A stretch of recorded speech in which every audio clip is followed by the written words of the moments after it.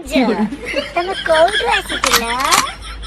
ମୁଁ ଘରୁ ଆସି ଭାଉଜ ମୁଁ କଣ କହିଲି କି ତମେ ବିଲରୁ ଆଇଛ ବୋଲି?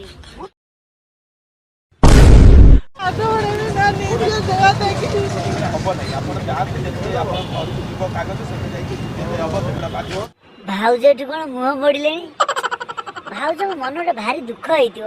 ବିଚରା ତାଙ୍କର ଚାଲଣଟା କଟିଲା, ପଇସାଟା ଏଇନା ଗଣିବେ ଖଡ ଖଡ ଖଡ ଖଡ କରିକି। ମନଟା ଦୁଃଖ ହବନି? ତମେ ତ ଜାଣିଛ ଝିଅ ପିଲାଙ୍କ ପାଖରୁ ପଇସା ଗଲେ ମାନେ ତାଙ୍କର ତ ହାର୍ଟ ଆଟାକ ଏମିତି ପଳେଇଲା ମାନେ ତାଙ୍କୁ ନେଇଗଲା ଭଳିଆ ଲାଗେ ତାଙ୍କୁ। ତ ଭାବି ନବ ଝିଅ ପିଲାଙ୍କ ପାଖରୁ ପଇସା ଗଲା ମାନେ ତାଙ୍କର ସବୁ ସରିଗଲା। ଭାଉଜ ପୁରା ମନ ଦୁଃଖରେ ଠିଆ ହେଇଛନ୍ତି। ମନେ ମନେ ଭାବୁଥିବେ ମୁଁ କାହିଁ ଘରୁ ଆସୁଥିଲି, ସେ ଅଟୋରେ ଆସିଥାନ୍ତି ହେଲେ ପଇସାଟା ମୋର ବଞ୍ଚି ଯାଇଥାନ୍ତା। ଏତେ ସୁନ୍ଦରିଆ ଭାଉଜଙ୍କର ତମେ ସାରେ ଚାଲାଣଟା କାଟିଦେଲା, ବହୁତ ଅନ୍ୟାୟ କଲ ତାଙ୍କ ସହିତ। ସତ କହୁଛି ଯଦି ମୁଁ ସେ ଜାଗାରେ ଥାନ୍ତି ସେ ଭାଉଜଙ୍କୁ ମୁଁ ପୁରା ଛାଡ଼ି ଦେଇଥାନ୍ତି। ଚାଲାଣ ମୁଁ କାଟି ପାରିବି? ଏତେ ସୁନ୍ଦରିଆ ଭାଉଜଙ୍କର କେତେବେଳେ ଚାଲାଣ ତମେ କାଟି ପାରୁଛ କେମିତି? ମୁଁ ସେଇ କଥାଟା ଭାବୁଛି। ନମ୍ବର ନବ ଛାଡ଼ିଦବ।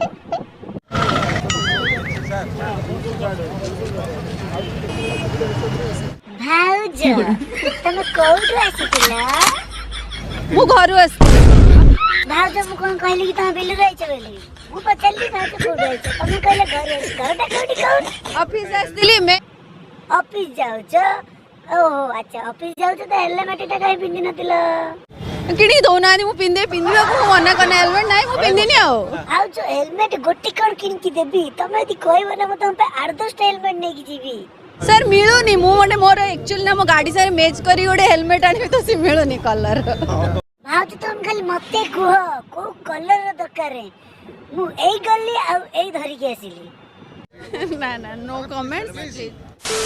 ଗୋଟେ କଥା ଜାଣିଥିବ, ମାନେ ଝିଅ ପିଲାମାନେ ଯୋଉଠି କଥା ହଉଥିବେ ସେଇଠି ଗୋଟେ ପୁଅ ଅଛନ୍ତି, ସେମାନେ କଣ କୁହନ୍ତି କହିଲ? ଲୁଙ୍ଗୁଡା।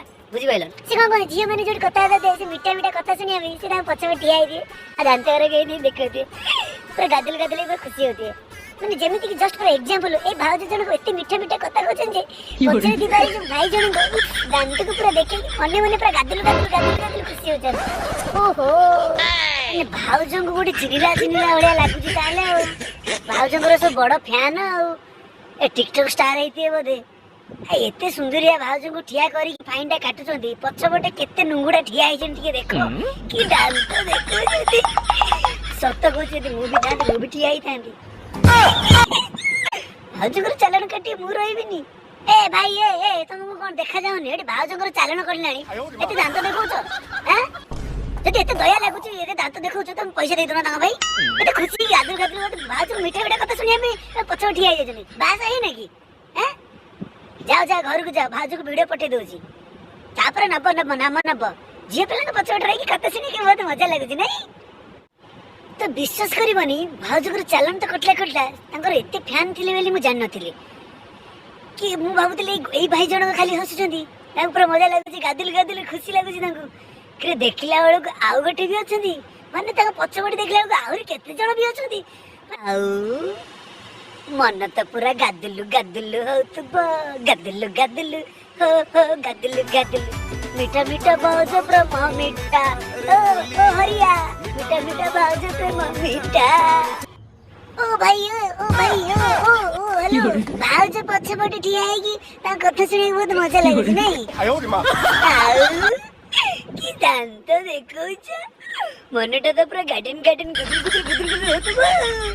ନୁଙ୍ଗୁଡା ଭଳିଆ କଣ ଗୋଟେ ହଉଛ? Hello guys, this is Mahi and आज हम आपके लिए कुछ वीडियोस लेके आए हैं।